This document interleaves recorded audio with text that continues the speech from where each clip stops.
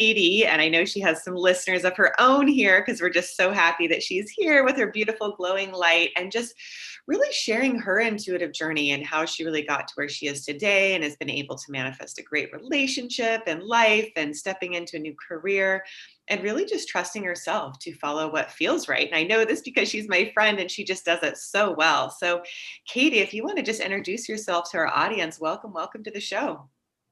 Thank you, Abby. I'm so happy to be here. Thanks for inviting me. So I'm Katie Heflin, and I'm becoming certified as a health and wellness coach and personal training because I realized that I would love to inspire people to lead more fulfilled lives and reach their highest potential through what I have to offer in fitness and health and wellness. Yeah, I love exercise, so I want to share that with people and health. Yeah. Well, Katie, I'd love for you to share how you have followed your intuition and the steps of really how you feel connected to your own intuition, what that is to you. Yeah, I've used my intuition for my my entire life, as long as I can remember. And initially, I mainly used it for big decisions and for life or death situations. It's come in really handy. And I love doing really rugged outdoors things. Bouldering a little high sometimes without a rope and just stuff like that. And so it's really important to listen to my intuition and, diving into waterfalls and stuff like that. So it's guided me well. Sometimes I have dreams that guide me. And then in the nature school that I've been working at for a little over 7 years at Whole Earth Nature School, I've learned a lot more about intuition. There we teach indigenous ways of connecting to one's intuition, and then we teach that to kids and adults, and mostly kids. And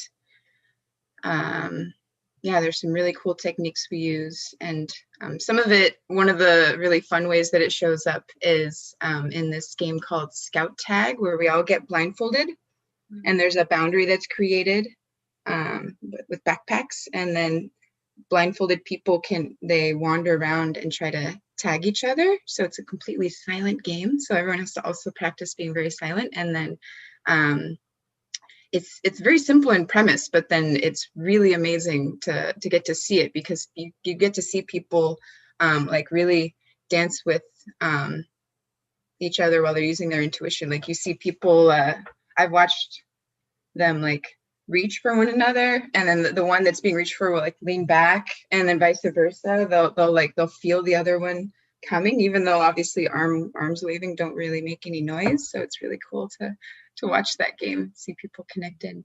That's sweet. So what would you describe your intuition as? Like, how do you describe your intuition? Like, how do you feel it and experience your own intuition? How do I feel and experience my own intuition? It's a strong feeling that I have, usually around my heart or my like gut, belly area, and there's just a little tug, and just a little thing pops into my mind, and then when I feel that, then I listen in for a moment, and because usually it's something important, and then I always follow it because it pops in for a reason. I don't have it happen for unimportant reasons. Yeah. It's kind of a gut feeling that pulls you towards something. Yes, exactly. Yeah, and it's in dreams. It's been I've had these weird dreams where I'll dream a whole story, but the story began with some kind of thing, like an orange and blue scarf, for example, and then something insignificant but also key for placeholding, and then I have this I see the events play out, and they start going in a direction that I wouldn't have wanted them to go out, and then we begin back at the orange and blue scarf or whatever it was, some object, and then it plays out a different way, the way that I did want it, or possibly a way that would be a lot better for my health and my my family's and friends well-being. And then I get to see like, oh wow, well, right after the scarf I did this action in this situation, it took me that way, and then in the other situation it led me in the direction that I wanted it to go. So I'm going to pay attention to that, and it'll and then in real life, I'll see the orange and blue scarf, and I'll be like, oh, wait, I know this is, I've seen this before. Oh yes, okay, I need to do this so that I don't send things in that direction. Okay, got it. Yeah.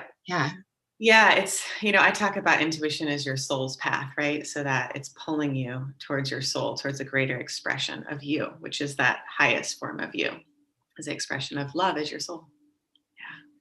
Nice. Yeah, that makes sense. Yes. Spirit within you. And to trust that, to trust what's coming through you as you, those intuitive gut feelings, those knowings that you need to lean into. Right. Yeah. And to not be afraid of them, to know that they're leading you towards something greater and you will be supported in it. So just to trust that. Even if your mind's like, I don't know how that's going to work. If you're being guided by your heart and your gut, there's a greater intelligence leading you, saying, I got you back. Exactly. I do trust it for that reason. Right. And do you feel like sometimes, I feel like sometimes it's guides guiding me, which is, since we're all one, then, it's all the same, we're all one and the same and whatnot. But like, feel like there's angels or something that are kind of helping me with that too. Do you feel that way? Totally. Absolutely. Earth angels, etheric angels, all absolutely the beings of light, where you're feeling pulled to that greater sense of love, that greater connection. Absolutely. Yeah.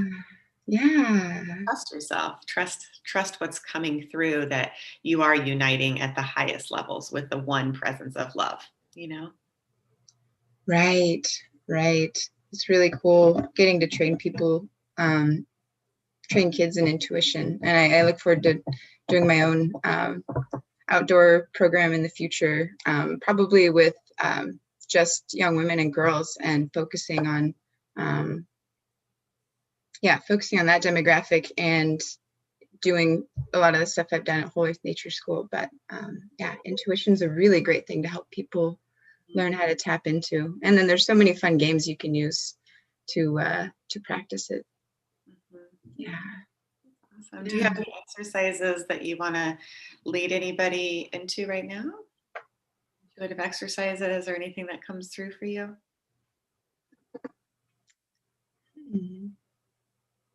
I know the most effective ones we use are group activities, because the energy of the group kind of helps heighten the energy of the experience, makes it easier to listen to to the intuition. But let's see, any exercises I'd like to lead us in. Can't think of any off the top of my head. No. Yeah, a lot of them are physical that we do in person. And right. Yeah. What's been your intuitive journey like? How have you, followed your intuition to manifest what it is that you've dreamed of, to actually realize your dreams? You want to just kind of share your experience of following your intuition? Oh, yes. Yeah, I would love to. Yeah. So, right. Yeah, it's been quite a journey to get here. And so there were some really key pivotal moments that brought me to, like you said, find fulfilling relationship with the love of my life, and to lead me toward this amazing career path, so I can offer really amazing things to the world. And one of them was a life coaching session I had, in which my life coach, Jillian Ashley, she mentioned she did a lot of um, speaking with my guides and then communicating with me about that, and then just kind of like talking nonchalantly about my life and whatnot through that. And then she had me go and, well, this whole thing was in the woods because that's where I feel most comfortable. So we were on a hike this whole time, and that'll obviously be a part of my health and wellness thing that I offer people, nature connected stuff. And so I feel like this exercise was easier in nature, but it can be done anywhere, obviously. And so she had me sit down, and I should have reviewed all the steps, but basically she just had me sit and feel myself connected with the earth, like feel from my top chakra to lowest chakra, and like feel that connection down into the earth and then up into the skies. And after giving me some time to connect, you know, she left a space there, and then she started, I think she started with the heart, and did something, guided me with something there, and then brought it down to my like belly, and then asked me this question that I'd been asking her, and a question that I didn't feel that I'd been having difficulty solving for myself. This was when I was about to jump really hard into studying data science, and I'd gathered a bunch of materials and I'd done some pre-studying, and I was about to jump into a program because I figured logically my skills in math and science, like complex math has always been like ridiculously easy for me, just like fun, like frolicking in the meadow, and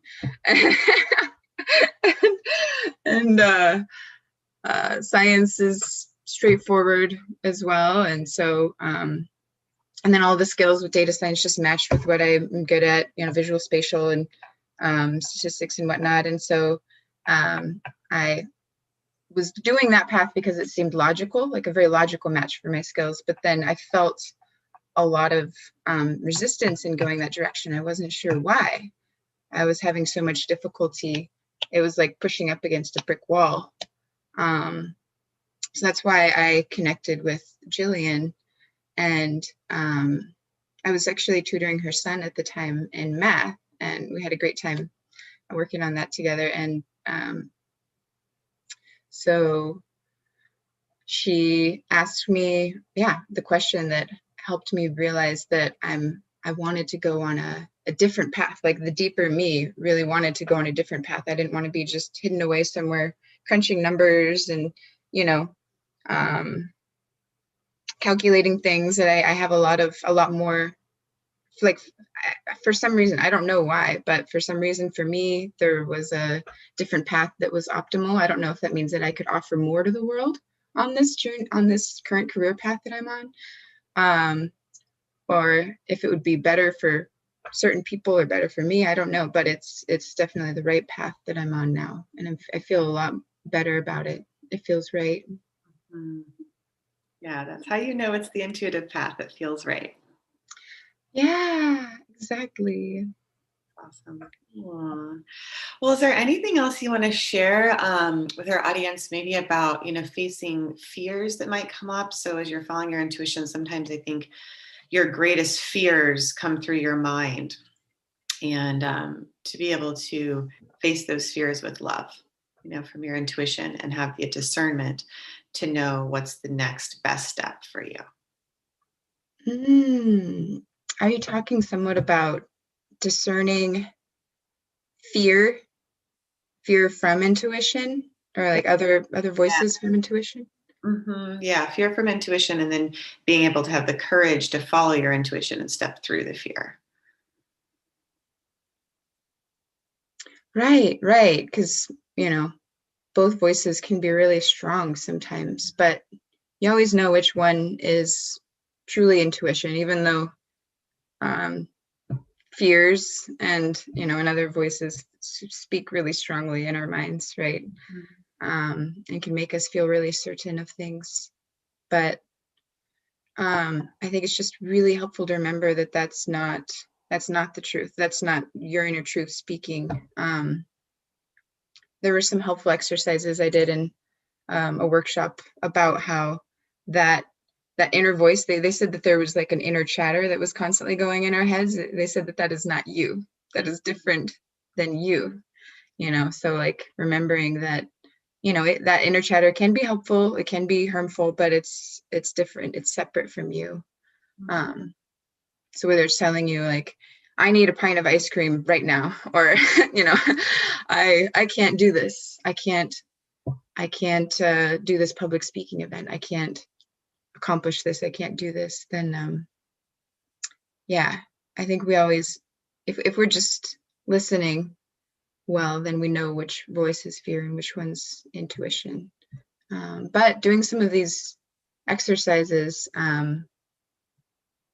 like the one Jillian led me in, and like the ones that you guide people in, are really helpful for connecting into intuition and hearing that voice louder, I think, than the other voices. Right? Ones that are always guided by love. Yeah, for sure. Yes. Did I answer your question? Yep, absolutely. Absolutely. So maybe share a time where you actually did step through your fear and follow your intuition, and what happened as a result of that. Okay. Yes. Well, whenever I am public speaking, I am definitely stepping through fear and following my intuition, and following, which is what I know is best. But yeah, to compare fear and intuition, let's see here. A time that you followed your intuition, like stepped through your fear and followed your intuition. Yeah, actually, I guess that scenario that I painted a moment ago, where I was in which I was choosing my career path, that would be a great example of when I was so certain about, I was suddenly so certain about what was true, that I stopped listening to the fears of, the fears about stepping away from maths and sciences, which are a more certain income. It's more steady and secure. If you go get a job in STEM, then you're going to do fine. And so then I, that was probably the biggest moment that I really listened to my intuition and trusted my intuition instead of listening to my fears. And there are a lot of people who would tell me, you ought to just, and they have been telling me, for years, that I ought to just do what is secure and easy and just stick with the STEM. But I currently do actually inspire and mentor and coach a lot of kids through my tutoring. So I get to use the hard maths and sciences in order to like touch lives and inspire people and help guide them through things. So I'm glad that's worked out. So I'm glad I got that degree, because it's led me in this direction. Yeah, but yeah, that was the biggest moment of me really trusting, because it is a big trust. No one is guaranteed any income when you go into life coaching or health coaching or any of this sort of stuff. In this field that we're in, it's it takes a lot of trust in order to feel confident on this path. Yeah, a lot of self-trust. I mean, intuition is really the deepest level of self-trust, right? Because you're connecting to your core, trusting your core to guide you, and it just kind of blossoms from the inside out, right? It just radiates the light from within out, and then attracts to you what it is that is in your highest. Yeah, Beautiful, Abby. Yes, exactly. That's awesome. Wow. Well, we usually go about an hour. I'm wondering if there's anything else you want to share, if you feel pretty complete. Just totally up to you. Anything else that you want to share about your wellness coaching or intuition or anything like that? I know when we've spoken before, I mentioned a really cool story about Tom Brown Jr., he's a teacher. He has some schools in wilderness skills, survival skills, and he and John Young have both opened skills schools, and so all of the teachers at the organization I work at in Eugene, Oregon, with Whole Earth Nature School, all of us have studied through these schools, or at least studied from someone who studied there, like directly at the schools. And there was a really cool instance in which Tom Brown used his intuition to definitely save his life from something really scary. Wow. Do you want me to share the tree story? If you want, sure. Yeah. It's a pretty epic one that really sticks with people because it's such a solid example of intuition. So Tom Brown Jr. was down in the jungles of South America. I don't remember which country, but somewhere in South America, in the jungles, and just he didn't have a tent or anything. He teaches people how to travel like the Apache scouts used to travel. So just himself walking through nature without hardly anything, and is able to just, know what to eat, partially using intuition. If it's in a new place, then he has to use his intuition to know what to eat and what not to eat. And then they frequently say at these schools actually that intuition is paramount to survival. It's essential because you can study up on all the wilderness survival skills that you want and become an expert in them. But if you don't have any intuition, then you very well might just perish if you're, living out in nature. So anyway, he was sleeping at the base of a tree, some big, beautiful jungle tree there. And he's a sound sleeper, but in the middle of the night, normally he sleeps peacefully in the forest, forest and jungles and whatnot, but he woke up suddenly having this strong urge to climb the tree. And he was really confused by it. Like, why do I have this strong voice in my head saying, climb the tree, climb the tree? He kind of sat there for a moment and pondered it. Like, should I do this? This seems extremely random. But then he kept feeling the strong tug of his intuition. And so he did it. And he climbed up the tree, up, and sat up there 30 feet up. And he's good at moving silently. And so he was up there being completely silent for a little while. And after about 15 minutes, he started to feel ridiculous. He was thinking, why am I up in a tree? It's in the middle of the night. Why did I climb up a tree? This seems really weird. But I'm trusting myself, so I'm just going to stay here. And then about 5 minutes later, this big, beautiful black jaguar came stalking through and came up and smelled where he was sleeping. Nice. And then traveled on. So he dodged the jaguar. Oh man, if he'd been sleeping completely unconscious when that jaguar came by, that would have been a problem. Yeah, exactly. Yeah.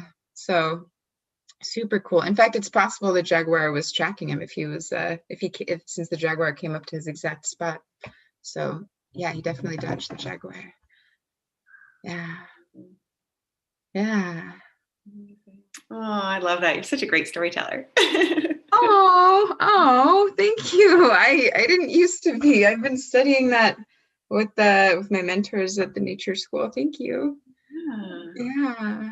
Yeah, I guess he so he does this thing before he goes to sleep where he like connects in with his intuition, and he